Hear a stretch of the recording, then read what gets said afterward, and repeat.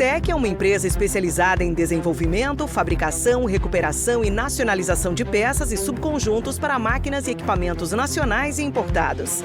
Atuamos há mais de 25 anos nos segmentos industrial e mineração, oferecendo soluções inovadoras e personalizadas como reformas completas em máquinas e equipamentos de alta complexidade, com qualidade, rapidez e redução de custos.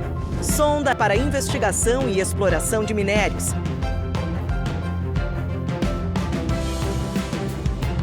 Carrier ancorador, projetado para fácil movimentação e ancoragem. Proteção de sonda, desenvolvida para eliminar o acesso do operador a partes móveis rotativas e partes quentes. A Ubertec está preparada para realizar melhorias específicas nos equipamentos ou projetar e desenvolver soluções sob medida. Ubertec, soluções em mineração. A Vale está assumindo um compromisso histórico com o futuro do planeta. Ajudar a conter o aumento do aquecimento global causado pela emissão de gases de efeito estufa. Como uma das maiores mineradoras do mundo, a Vale conhece o tamanho da sua responsabilidade. Por isso, estabeleceu uma meta sem precedentes: chegar a 2050 como uma empresa carbono neutra. Mas afinal, o que significa ser carbono neutra? Ser carbono neutra quer dizer que a Vale vai reduzir e compensar todo o CO2 que emite em suas operações. E para isso, a empresa vai investir ao menos 2 bilhões de dólares nos próximos anos, o maior valor já comprometido pela indústria da mineração no mundo para o combate às mudanças climáticas. Conheça algumas das ações de responsabilidade socioambiental que já estão em andamento. Substituição de diesel por eletricidade em suas operações como locomotivas elétricas. Autossuficiência global em energia elétrica por meio de fontes renováveis. Restaurar e proteger mais 500 mil hectares de floresta até 2030. Mais do que nunca, sabemos que o amanhã depende das atitudes que tomamos hoje. Por isso, estamos comprometidos em promover uma mineração mais sustentável, com o objetivo de construir um futuro melhor para todos.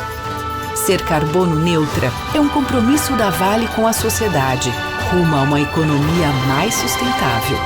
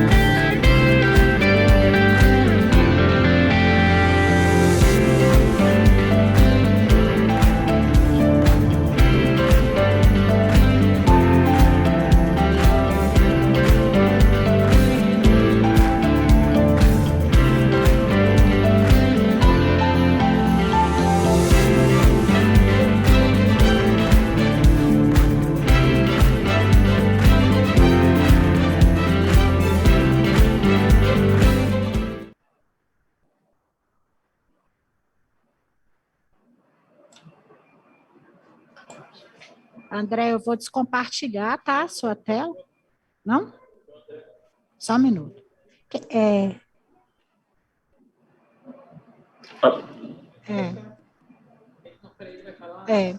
Só compartilha na hora da sua apresentação, tá bom, André? Ah, tá bom então. Stop share então. Uhum.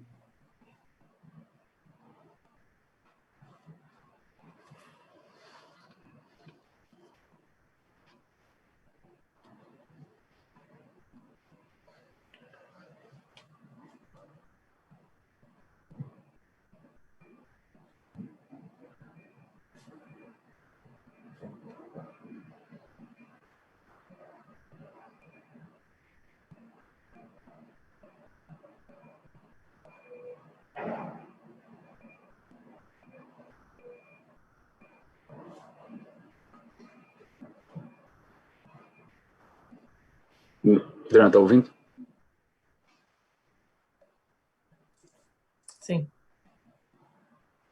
Então, quer que eu partilhe do meu computador e você vai no primeiro slide ou...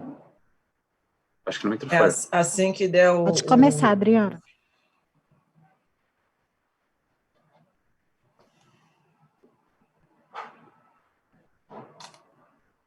Prezados, boa tarde.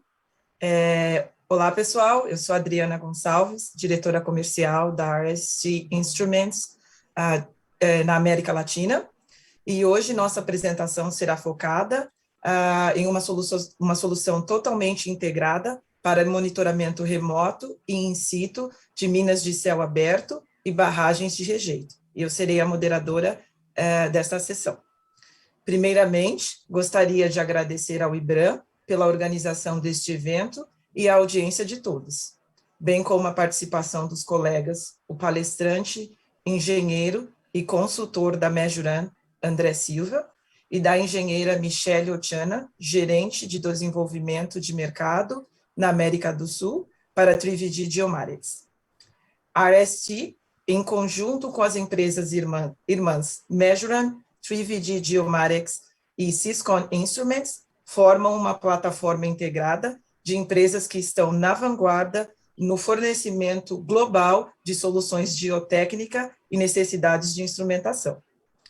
Estaremos, ao final da apresentação, respondendo o máximo de perguntas que vierem da audiência, e caso a gente não tenha tempo suficiente para responder a todas essas perguntas, estaremos disponibilizando no chat os nossos contatos para responder posteriormente. Mais uma vez, obrigada a todos pela participação, e chamo agora o nosso palestrante André Silva. A palavra está com você, André. Obrigada. Obrigado, Adriana. Boa tarde a todos. Só aqui um minutinho para compartilhar a minha tela para todo mundo.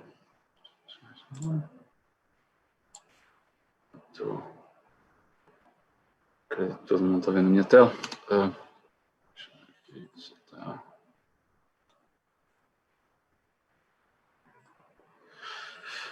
Obrigado, Adriana. Boa tarde a todos. Bem, aproveitando a introdução que a Adriana fez do nosso grupo, aproveitar e também para reforçar um pouco aqui, que a RST Instruments, a Measuran e a 3VG Geomatics e mais recentemente a Syscon, formamos uma plataforma integrada de monitoramento geotécnico e estrutural com um vasto corpo técnico, com mais de 100 engenheiros. Estamos a falar também de uma presença mundial muito, muito vasta, mais de 30 parceiros a nível global em mais de 60 países, e reforçar que temos uma forte presença no mercado da América Latina, mais especificamente no Brasil, onde temos escritórios em Belo Horizonte, em São Paulo. Temos um distribuidor de longa data que é TechWise Sistemas de Automação, e outros parceiros que nos prestam o devido apoio localmente. Aqui na apresentação, a nossa proposta aqui da apresentação propriamente dita, a nossa proposta da apresentação e também enquanto grupo, é criar uma plataforma única para a integração de diferentes tecnologias, com a capacidade de coletar dados de forma muito abrangente. A quantidade de sensores que nós temos à nossa disposição dentro do portfólio das várias empresas que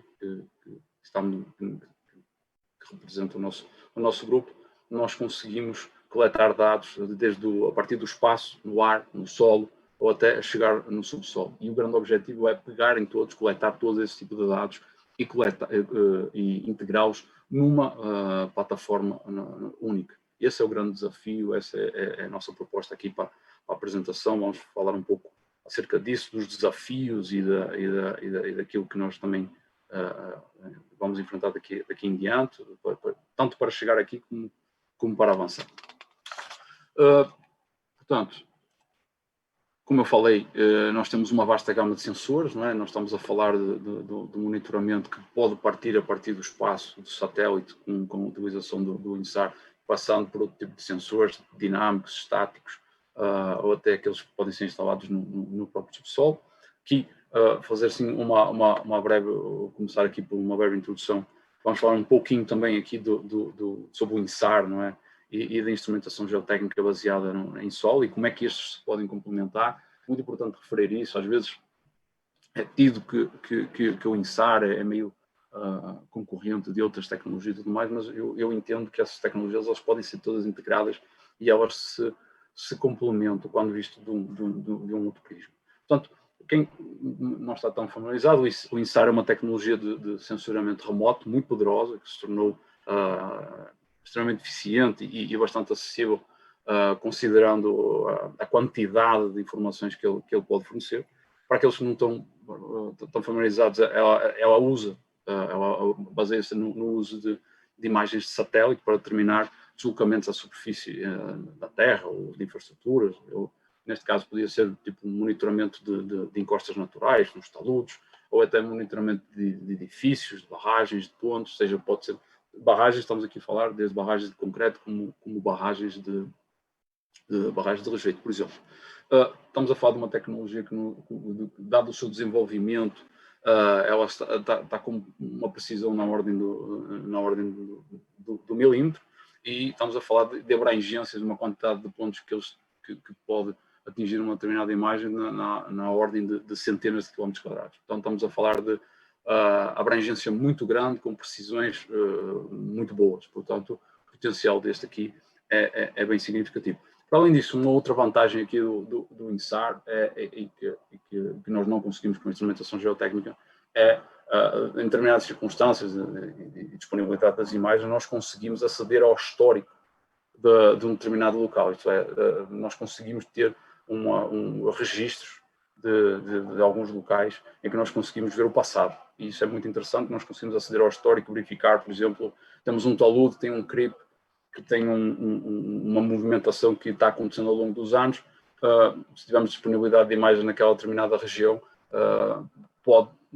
nós podemos instalar o nosso monitoramento geotécnico local, não é? 20 km, pesómetro, o que for, e podemos aproveitar e, se disponível, pegar nessa informação do passado e entender desde quando é que, por exemplo, esse cripto está acontecendo, se teve um gatilho específico, foi num determinado altura. É muito interessante. Para além delas poderem complementar, elas trazem o desafio que é a integração entre elas. Portanto, um pouco levando isso em conta da integração e no seguimento que nós vimos falando, nós podemos ver aqui como é que é estruturado esse sistema. E focado um pouco na parte de como é que nós coletamos os dados, não é? Portanto, os dados em si, eles são coletados a partir de uma diversa gama de sensores, não é? Que tanto a RST, a Measurement e a própria 3V Geomatrix e a Syscom oferecem, não é? Temos que considerar que o satélite também é um sensor, não é? Se bem que é remoto, mas temos que o considerar também dessa maneira. Portanto, temos uma parte de data collection, uma parte de coleta de dados, muito importante, é onde se inicia tudo, é o primeiro contato. Depois temos uma segunda fase, que é como esses dados são comunicados, a comunicação dos dados, não é? Portanto, essa parte aí, aqui a nossa proposta é a plataforma Affinity, que é uma evolução, a evolução mais recente da plataforma de comunicação da RST.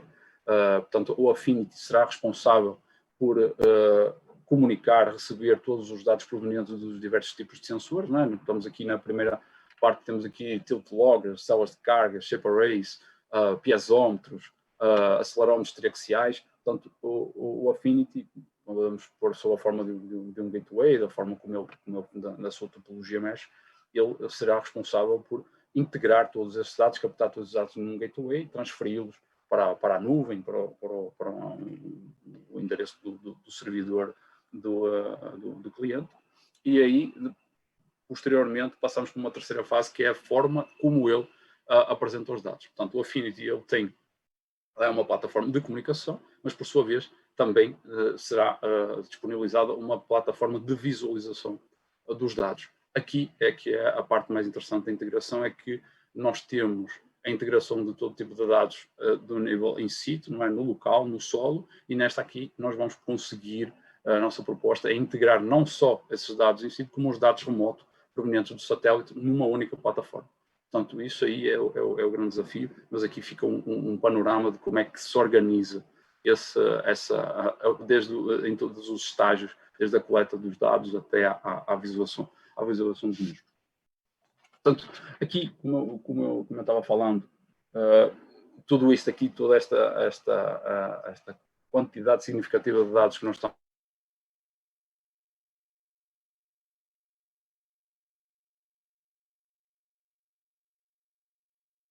vai aumentando, muitas fontes de dados naturalmente levam a isso, e para além dessas fontes de dados nós temos que ver que nós temos diferentes tipos de dados. Temos a forma como eles são configurados, o tipo de projeto que nós estamos lidando, se é uma ferrovia, se é uma rodovia, se é uma estrutura, se é uma superfície, se é um túnel. Portanto, cada um tem a sua configuração, a forma como os dados eles vão ser, que dados é que nos interessam mais, que grandezas é que são mais ou menos interessantes. Os dados pontuais, vai ser por monitoramento com drone, vai ser com radar, vai ser com sensores instalados. Portanto, temos uma diversa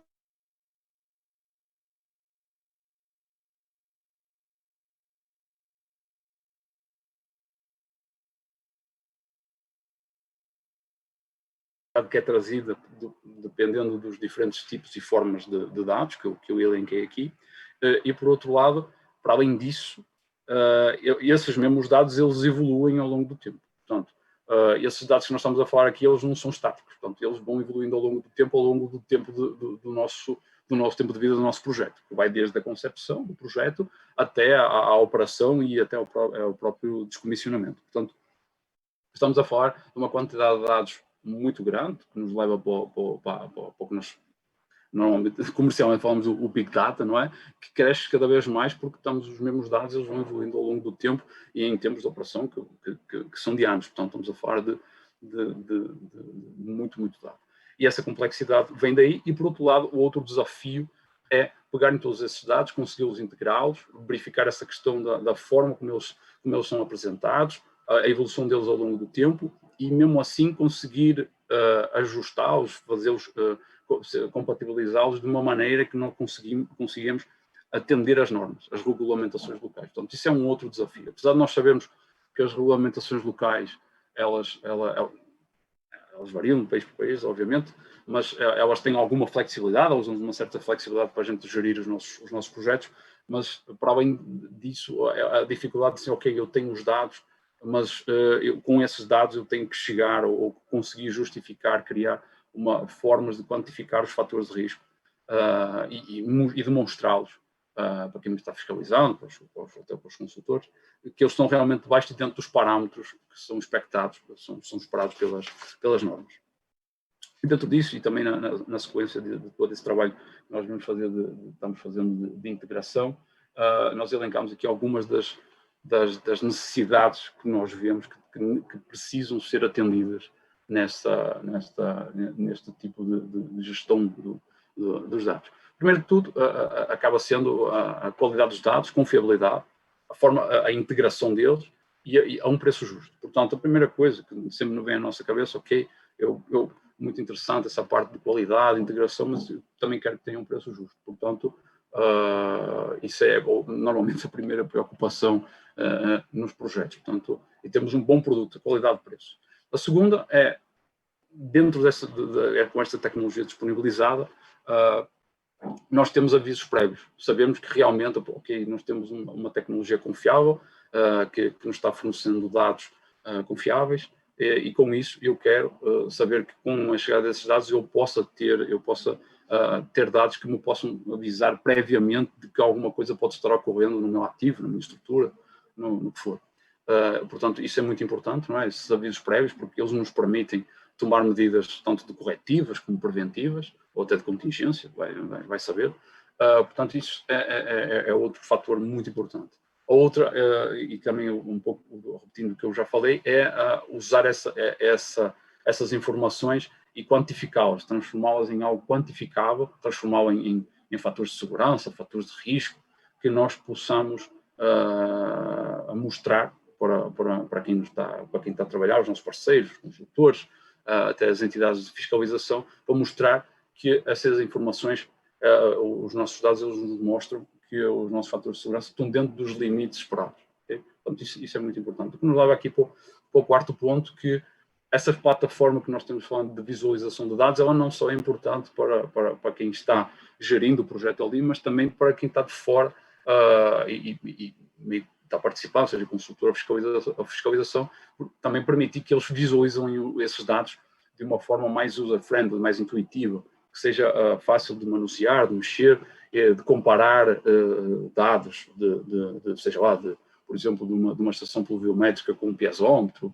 ou medições de recalque de estações totais robotizadas com monitoramento de satélite, verificar se há ali uma convergência entre os resultados e uma redundância. Portanto, esse tipo de coisas ele facilita muito e ele traz mais confiança nas soluções. E, para além disso, a última necessidade também muito importante é nós temos uma equipe de suporte interdisciplinar de especialistas que possam atender as necessidades de vários clientes. Não é? Eu falo por experiência própria, eu trabalho um pouco na área de suporte, portanto eu sei que cada cliente é um cliente, cada um tem as suas dificuldades, cada um tem as suas especificidades em cada projeto, e nós sabemos que às vezes isso aí pode ser um engenheiro eletrotécnico, às vezes é uma questão de eletrónica, outras vezes é uma questão mais mecânica, outras vezes é uma questão de geotecnia propriamente dita, de entender como é que o dado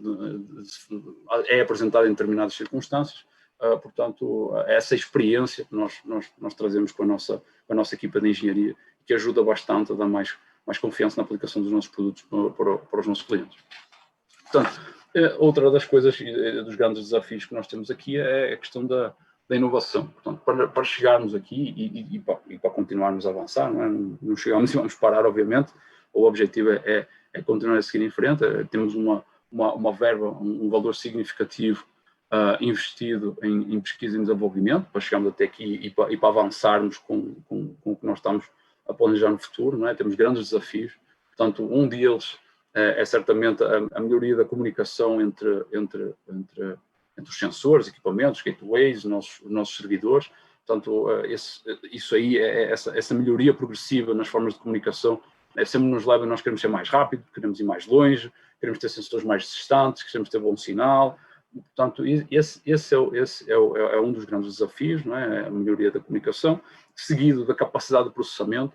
Temos que ter aqui bem claro que, como eu falei há pouco, estamos a falar de uma quantidade tão significativa de dados, principalmente agora com o satélite, não é? Porque os satélites, para quem tem experiência nisso aí, sabe que as imagens de satélite elas podem ser bastante pesadas, não é? Porque podemos aligerar o peso com alguns tratamentos ali, mas elas podem ser bem pesadas, portanto, e exigem capacidades de processamento significativas. Imaginem isso combinado com outros sensores de diversos projetos. Portanto, a capacidade de processamento ela é muito importante. Portanto, a capacidade de processamento ela vai evoluir, ela vai crescer, e um dos desafios é atender essa necessidade. E, para além disso, por mais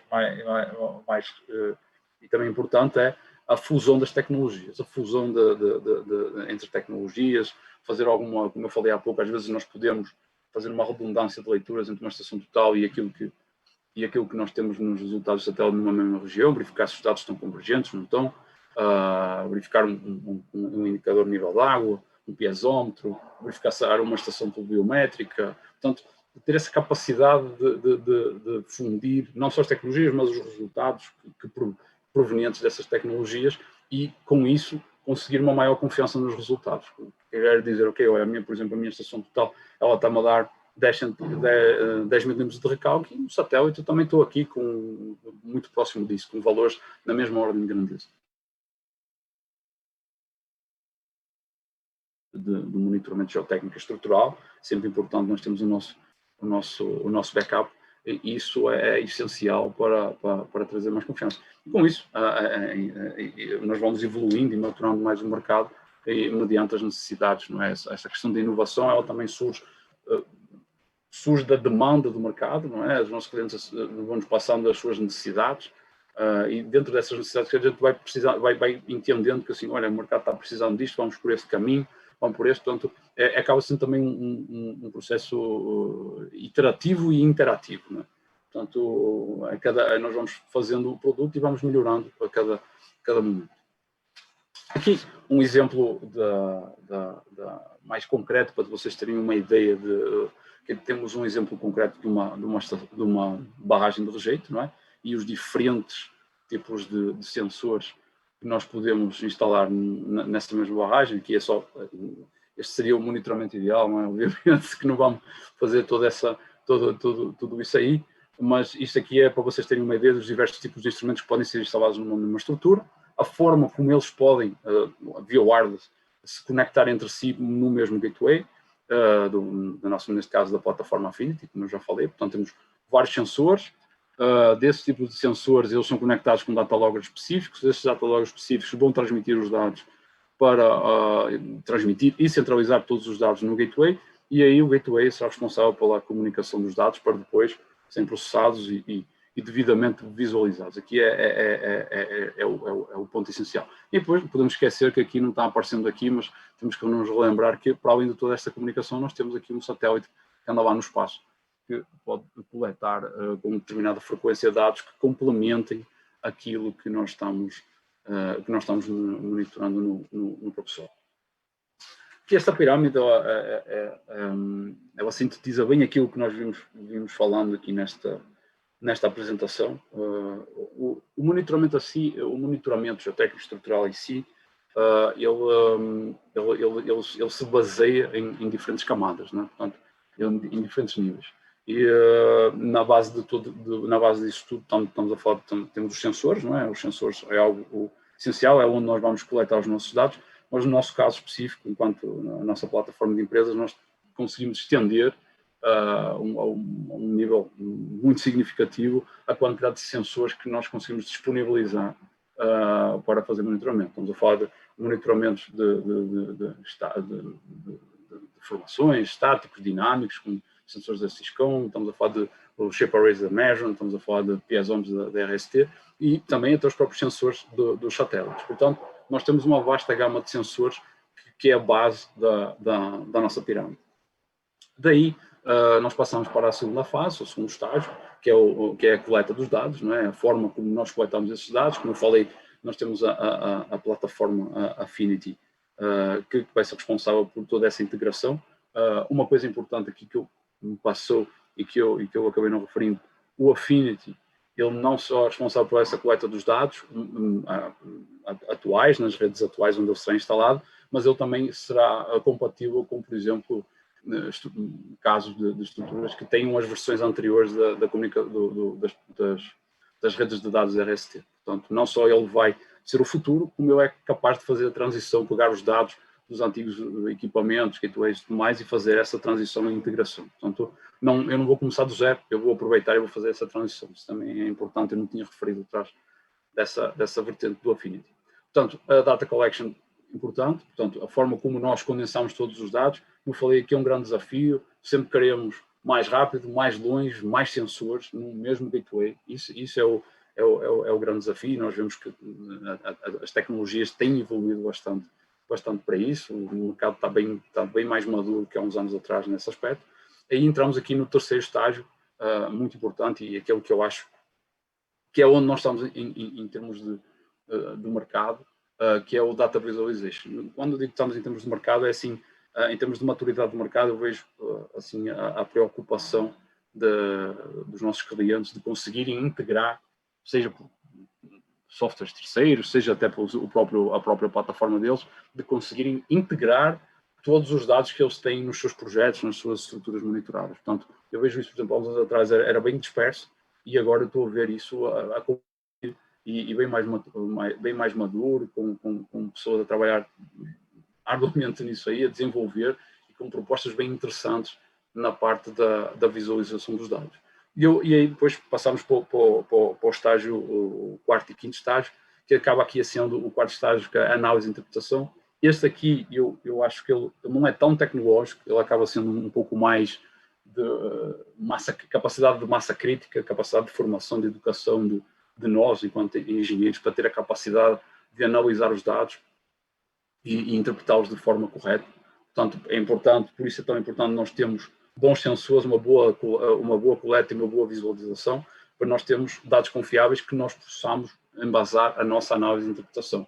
Mas também para nós fazermos uma boa análise e interpretação, nós engenheiros nós precisamos de ter essa capacidade de interpretação, essa massa crítica. Portanto, aqui, eu não acho que seja tanto uma questão tecnológica, acaba sendo meio que uma fusão entre o cérebro humano e a própria tecnologia, mas eu acho que, tem um professor que dizia, o melhor instrumento ainda continua sendo o cérebro humano.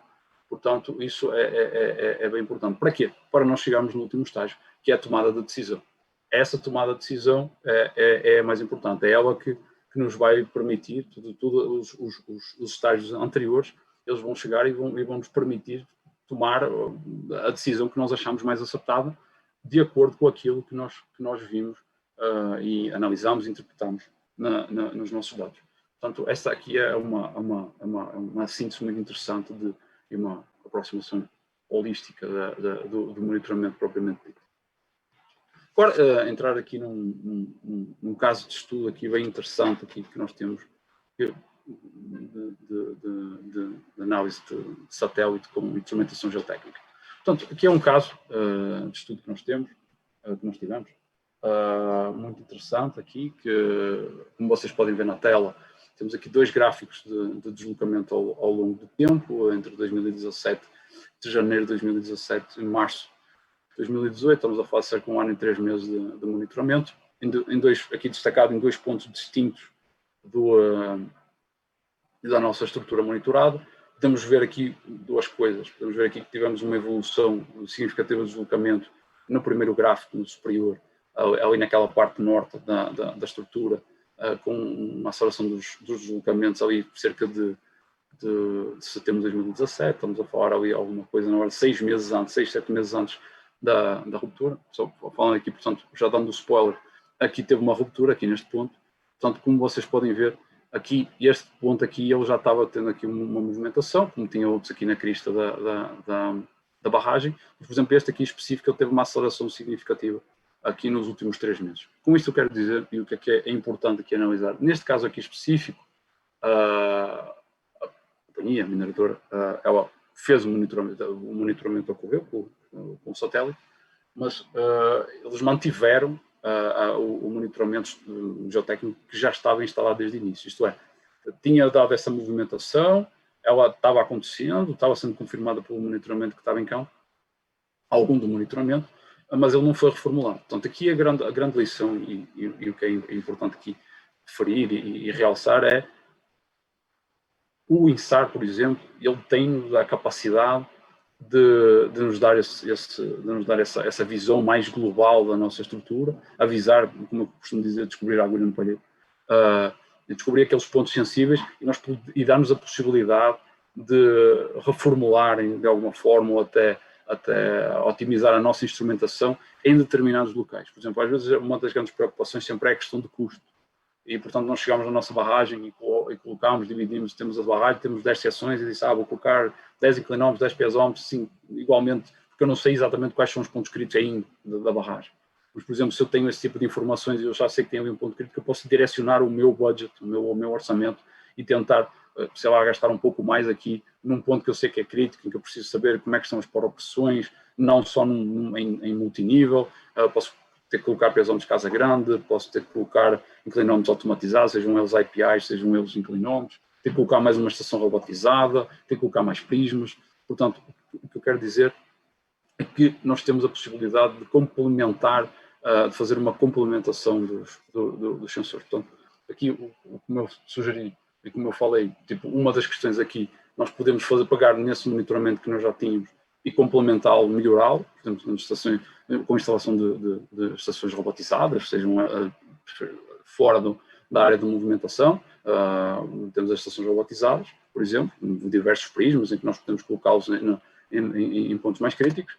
Depois, com isso, podemos complementá-lo com outras instrumentações no subsolo, seja selvas de carga, piezómetros, da RST, como podemos colocar APIs, ou podemos fazer um retrofit de alguns tubos de inclinómetro com os SAs, que os SAs nos dão essa possibilidade de fazer o monitoramento de tubos de inclinómetros já existentes, ou outros que vamos colocar a grandes profundidades, né? Portanto, isso abre-nos um grande número de possibilidades e que nós podemos otimizar o nosso monitoramento e conseguimos atender e analisar melhor os riscos aos quais estamos sujeitos.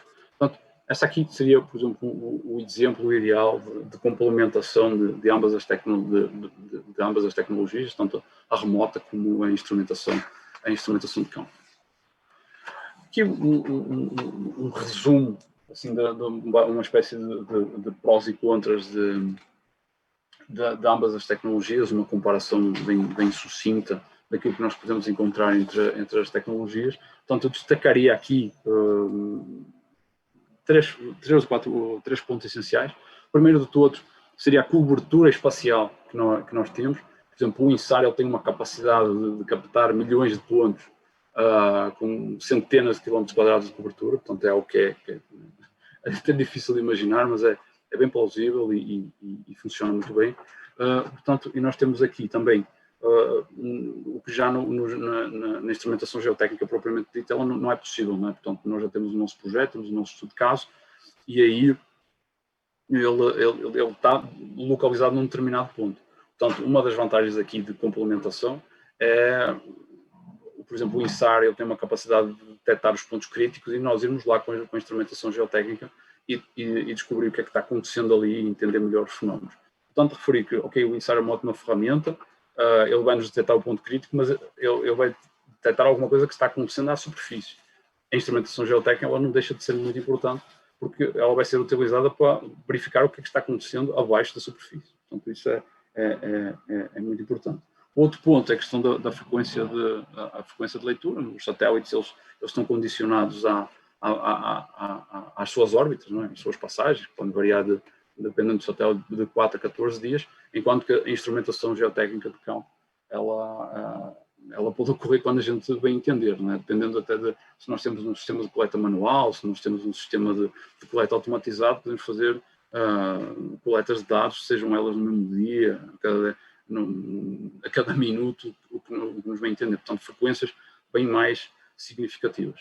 E depois, em termos de precisão, também destacar que a evolução tecnológica do INSAR ela está com precisões muito, muito interessantes, estando na ordem dos milímetros, e a instrumentação geotécnica propriamente dita, ela trabalha com precisões submilimétricas, mas estamos a falar também de especificações técnicas de equipamentos, elas aparecem lá, mas uma coisa é a precisão do equipamento, outra coisa é a precisão da leitura, mas isso daria uma outra palestra. Portanto, é muito importante essa comparação, mas é bom ver que nós temos aqui a conclusão que eu posso chegar aqui é a forma como elas podem ser ferramentas complementares. É isso, acho que essa é a conclusão mais importante aqui, elas se complementam, elas podem preencher gaps de que uma tem e a outra não tem. Portanto, isso é muito, muito interessante. E, portanto, aproveitando aqui agora, entrando um pouco mais especificamente aproveitando o nosso tempo que está, para fazer a apresentação do Shape Arrays, que são uma tecnologia relativamente nova na mineração brasileira, digamos que o primeiro, acho que se não estou em erro, estava lá por volta de 2017, mas com franca expansão aqui no mercado brasileiro, com cerca de 1.400 metros de equipamentos já instalados desde 2017 até à data e com cerca de, se não estou em erro nas minhas últimas contas, cerca de 850 metros previstos para serem instalados nos próximos meses. Portanto, é relativamente recente no mercado brasileiro. Os Shape Arrays já existem no mercado há cerca de 15 anos, não é? Tem uma ótima adoção em projetos de mineração, infraestrutura, lá fora, não é? É muito utilizado e aqui nos últimos anos tem tido uma adoção muito significativa e muito interessante como alternativa para monitoramentos automatizados de barragens. Portanto, aproveitando aqui um pouco para entramos nos fundamentos, numa explicação de como funciona o Shape Array, o que são os Shape Arrays. Portanto, o Shape Array, também chamado comercialmente como SAA, ele é designado como SAA porque é a sigla de Shape Axle Array, não é? É mais fácil falar de SAA ou Shape Array, depende da preferência de cada um. Eu sempre chamo de SAA, por exemplo, lá fora. Nos Estados Unidos e Canadá, o povo adora chamar Shape Array.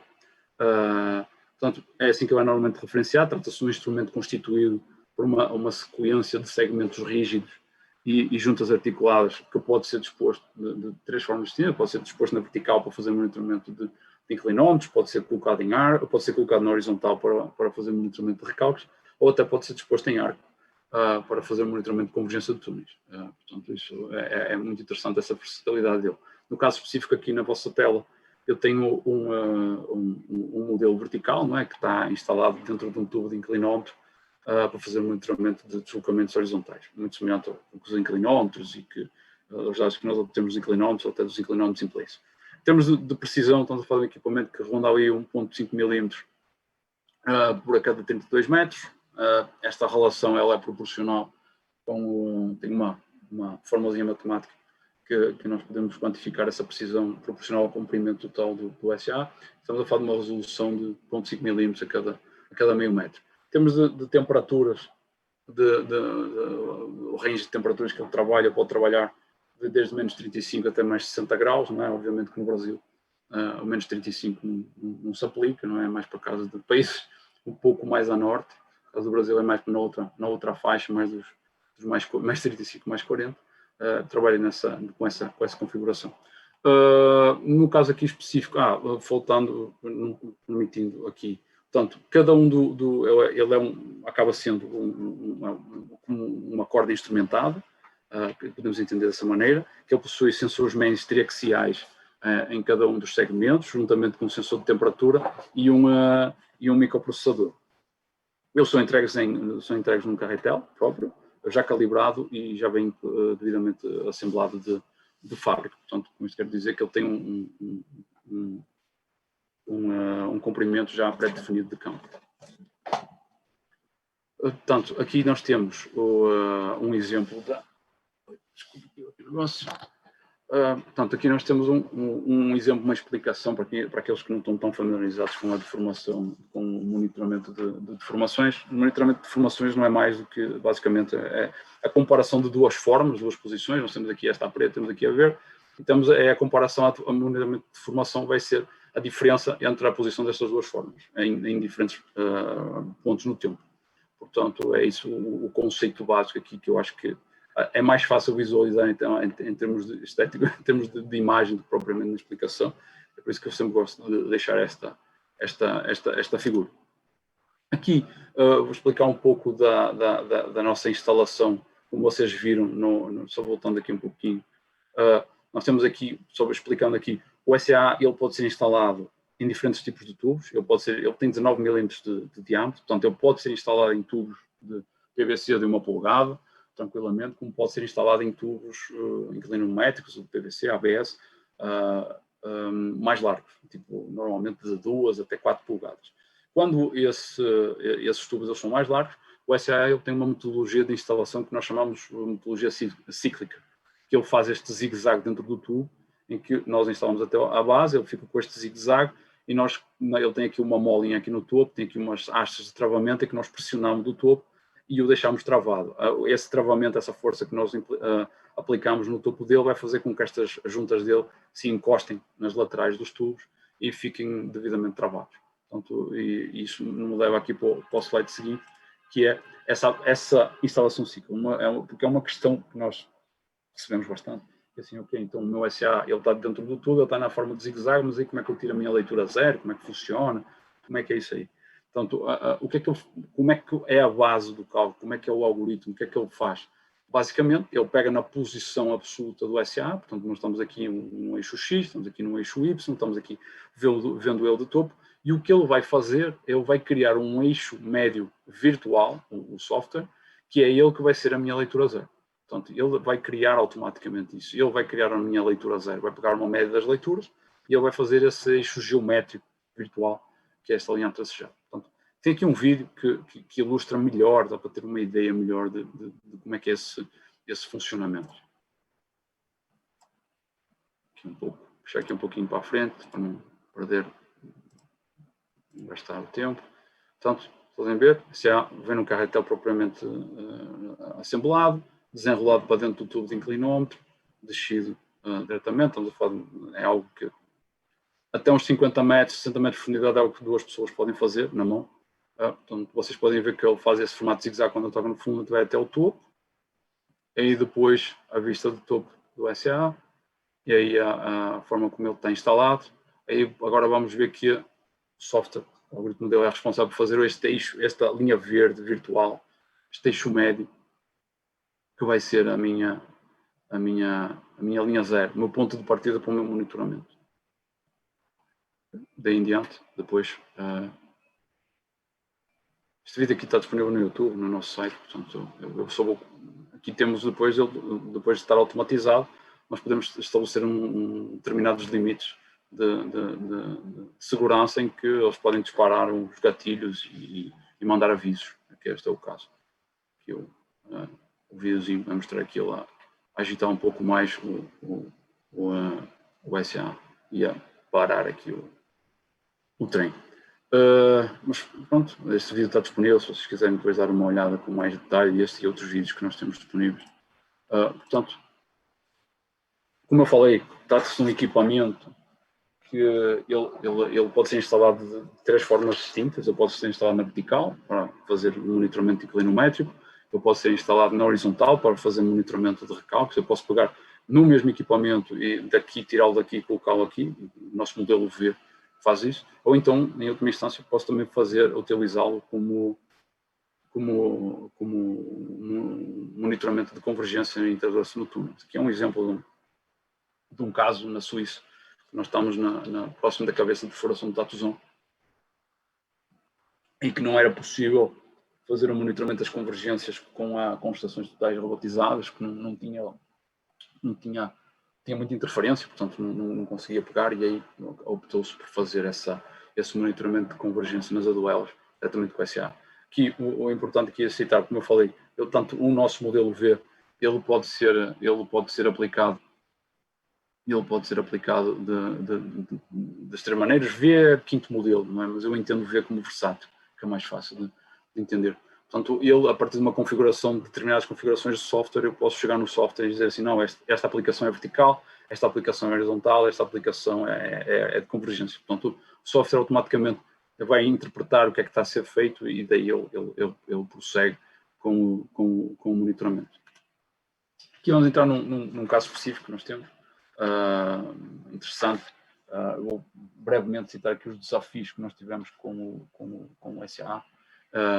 Portanto, este caso específico aqui era um caso de uma instalação muito profunda. Estamos a falar ali alguma coisa ali na ordem dos 156 metros de profundidade, tubos de inclinómetros com deformações significativas, já estrangulados, com problema de passagem dos torpedos, não é? Muitos de nós trabalhamos com instrumentação geotécnica sabem qual é o sofrimento e a dor na alma quando a gente deixa um torpedo, que às vezes é mais caro que um carro popular, e deixa o torpedo e ele pode ficar lá preso. Portanto, isso é uma das grandes preocupações, não só em termos pessoais, mas em termos da empresa, não é propriamente dito. Portanto, é uma dificuldade real. Portanto, e o que é que aconteceu aqui? As deformações estavam a atingir um determinado nível que os torpedos manuais não passavam mais. Portanto, aqui foi o desafio que nos foi feito, foi verificar se era possível, com o SA, fazer esse retrofit, nós chamamos de retrofit, do tubo, não é? E que acabou sendo possível, porque o SA, como é uma estrutura articulada, e mesmo tendo esses segmentos rígidos, ele tem alguma flexibilidade, eles não são rígidos assim, indobráveis, não é possível dobrar até um determinado ponto, não exagerar, obviamente. Mas essa articulação que ele tem, ele permite chegar nesses pontos mais deformados e ele consegue passar. Também porque estamos a falar de tubos que o SA não tem aquela roda guia nos torpedos, não é? Portanto já facilita bastante. E depois ele tem 19 mm de diâmetro. Portanto, nós estamos a falar de um tubo que ele estava com 85, na secção estrangulada ela diminuiu significativamente, mas continua a possivelmente ter espaço para prosseguir com a instalação. Portanto, aqui o que foi proposto foi o desafio assim, olha, vocês conseguem chegar aqui, vocês conseguem fazer o retrofit e a ver se conseguimos salvar o furo e conseguimos dar continuidade ao monitoramento. Porque aqui, como muitos de nós sabemos, quando o torpedo não passa mais, o nosso monitoramento fica ou totalmente ou parcialmente comprometido. Portanto, podemos fazer uns ajustes de planilha e tudo mais, mas nós não estamos partindo da base. E se nós estamos ali e estamos também a a deixar de passar numa região altamente deformada. Portanto, isso pode trazer algumas incertezas, algumas não, incerteza no nosso monitoramento de confiabilidade. Portanto, nós conseguirmos prosseguir com o monitoramento foi muito importante. Neste caso aqui específico foi possível, conseguimos fazê-lo, e aí depois um dos grandes desafios também foi, que vem de acordo com a instalação cíclica, que nós, instalamos o SA, instalamos o SA em zigue-zague, mas uma pergunta que nós temos, então, mas como é que eu sei que ele está bem instalado? Que realmente ele está bem comprimido, está bem travado lá em baixo, como é que eu tenho a certeza que não vai ter uma movimentação que é do sensor e não é do solo, por exemplo. Aí nós temos ferramentas próprias que nós utilizamos no momento da instalação. Esta aqui que está na vossa tela é um exemplo da nossa ferramenta de verificação de instalação, que basicamente o que é que nós fazemos? Nós introduzimos o diâmetro interno do tubo, e aí depois o diâmetro interno do tubo, ele vai, proporcionalmente a isso, ele vai nos determinar o ângulo médio em que cada sensor deveria estar numa forma perfeita de zigue-zague. Portanto, se eu mudar, neste caso seria 70 milímetros, mas se eu colocar 85, essa linha aqui que nós vemos no gráfico do angle, o expected, a inclinação média esperada, ele vai variar de acordo com o diâmetro interno. Portanto, neste caso, e aí depois vocês vão ver a verde aqueles pontos que estão com uma inclinação, relembro, o SA tem sensores mains que medem inclinação, não é? Portanto, cada um vai ter um dado de inclinação. Portanto, cada um deles, ele vai ter um dado de inclinação que pode estar a mais ou a menos do que a média esperada. Portanto, a verde está mais, a vermelha está menos. E aqui vai chegarmos aqui numa média geral que nos vai depois ter aqui uma luzinha verde e uma luzinha vermelha,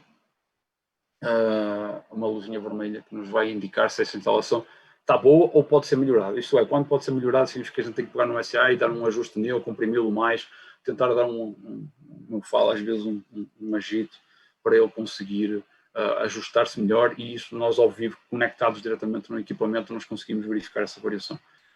Também, em condições ideais seria tudo verde, mas o mundo não é perfeito, porque também é a explicação física. Portanto, se nós formos entender que nós temos um comprimento, é uma corda instrumentada que ela é toda unida, portanto, se eu tiver um segmento que tanto está muito bem comprimido, se calhar o outro ele vai estar não tanto. Portanto, eles também temos ali uma compatibilidade de deslocamentos que tem que ser obedecida, de deslocamentos e variações de inclinações que tem que ser obedecida, porque é um equipamento só. Portanto, tem que ser levado isso em conta.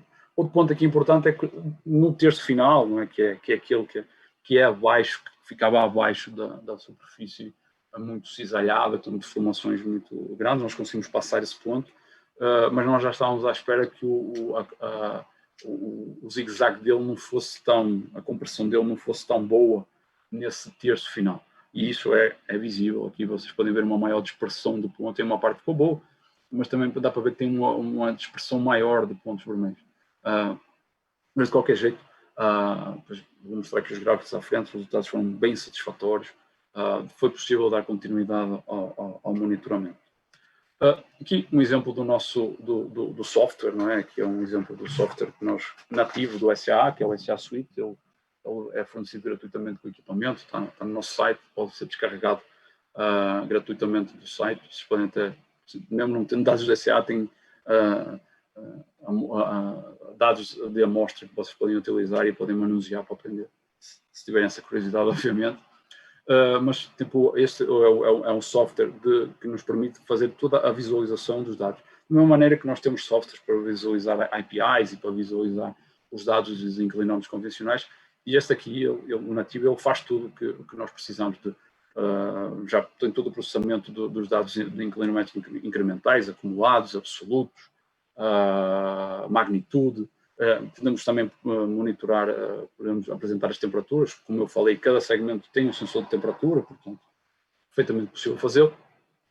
E aqui nós podemos ver os deslocamentos acumulados em X e em Y, a vista do topo dele. Vamos ver aqui, esta é a vista em Z, não é a vista do topo, então vemos que está deslocado um deslocamento para a lateral, e depois, arrastando estas linhas amarelas, tracejadas que nós temos aqui, nós podemos ver a evolução do deslocamento, que nós chamamos tipicamente de time plots, a evolução do deslocamento ao longo do tempo a uma determinada profundidade. Por exemplo, aqui temos a deslocação, aqui o deslocamento a, eu diria, 40 metros de profundidade, segmento 80, em 40,30 metros de profundidade.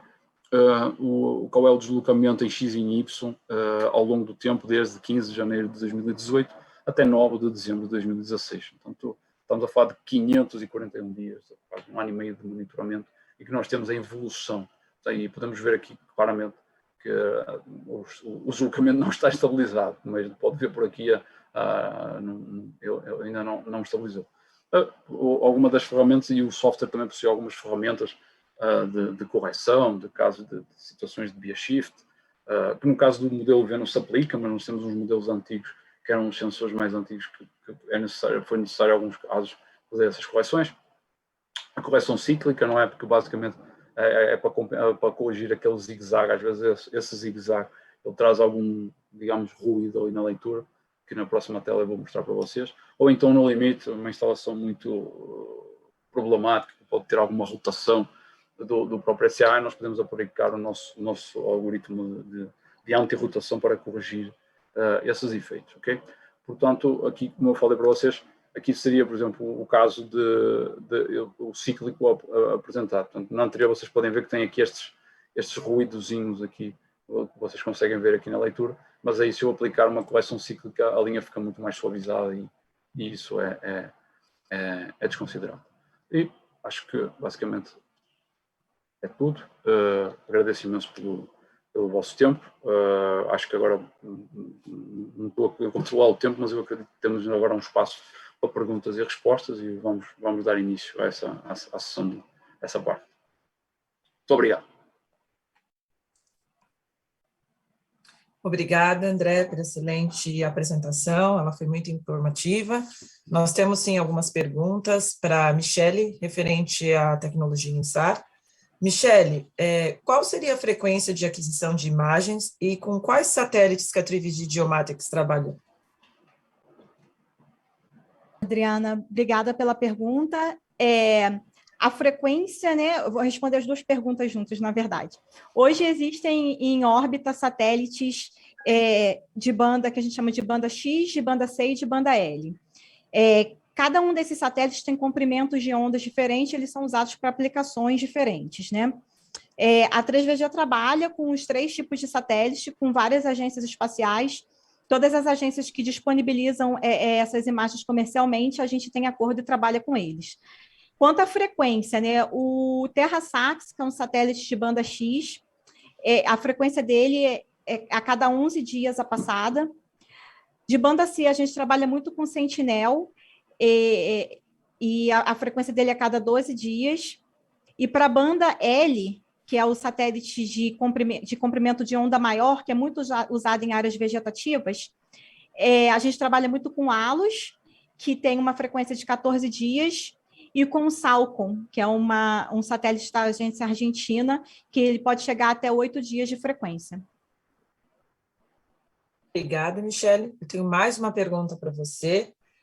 Qual o tamanho da área que pode ser monitorada e qual é o tipo de formato de relatório que a Trivigy entrega para os clientes? Tá. Área a ser monitorada. Isso tudo é decidido quando a gente está trabalhando com o cliente na viabilidade do projeto. As imagens que são adquiridas, né, por cada satélite, por exemplo, o TerraSAX, que é um satélite de banda X, cada imagem são 50 por 30 quilômetros. Então, são imagens muito grandes que geralmente cobrem muito bem as áreas, né? Seria suficiente, por exemplo, para cobrir uma mina. Em minerodutos, ferrovias, corredores de transporte, que geralmente a gente usa, que são áreas que têm vegetação, a gente trabalha bastante com halos, são imagens de 50 por 70 quilômetros.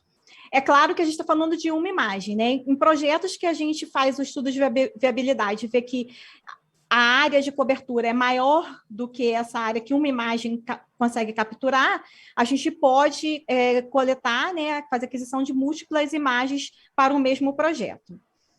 Em termos de o que a gente entrega para o cliente, né? O cliente recebe vários formatos, os nossos dados são compatíveis com a maioria das plataformas de mineração hoje. Muita gente usa o ArcGIS, o QGIS, né, que são as plataformas de GIS. Então, a gente entrega esse formato SQLite. O KMZ, que é o do Google Earth, porém ele tem a restrição de somente 15 mil pontos, enquanto o GIS a gente entrega aí na plataforma milhões e milhões de pontos. O CSV, que é compatível com o Excel, né, para fazer as planilhas.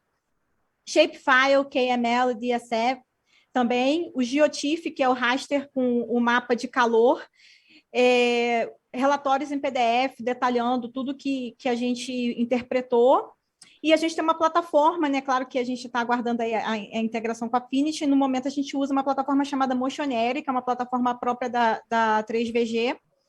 E essa plataforma é uma web platform que a gente disponibiliza o login e a senha para o usuário, e ele não precisa se preocupar com o armazenamento de dados, a gente gerencia toda essa parte. Obrigada, Michele. A dúvida foi esclarecida.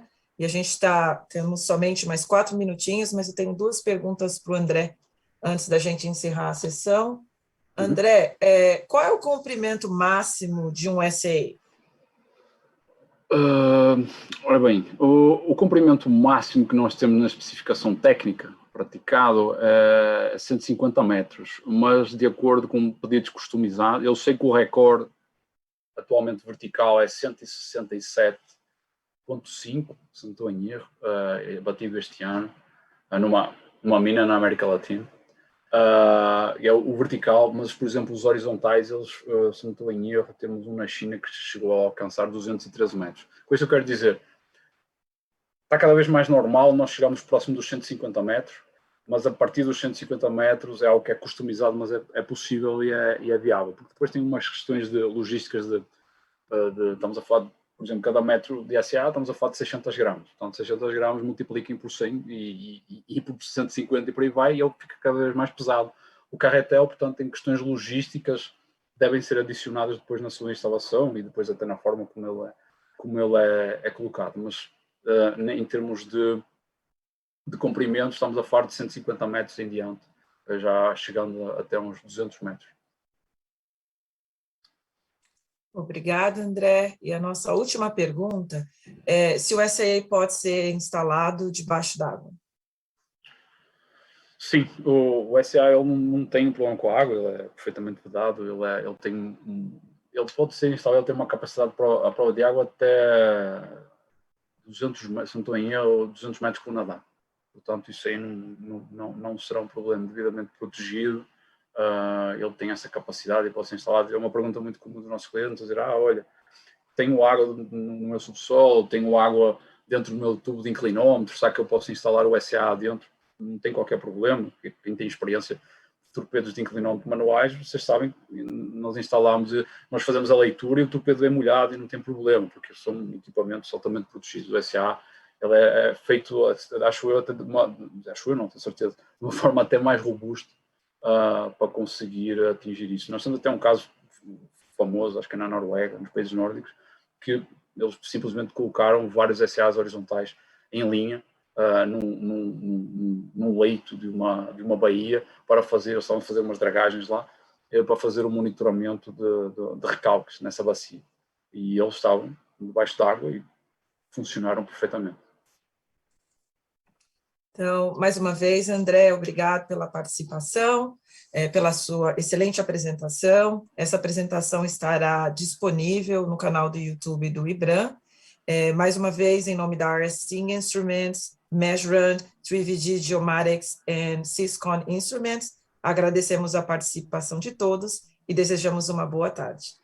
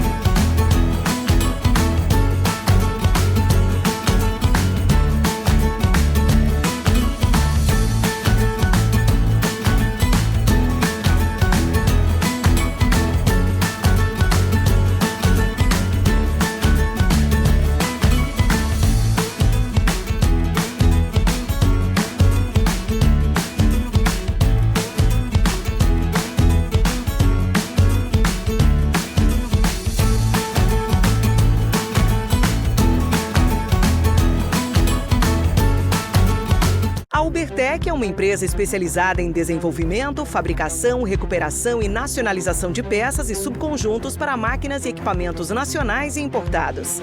Atuamos há mais de 25 anos nos segmentos industrial e mineração, oferecendo soluções inovadoras e personalizadas como reformas completas em máquinas e equipamentos de alta complexidade, com qualidade, rapidez e redução de custos.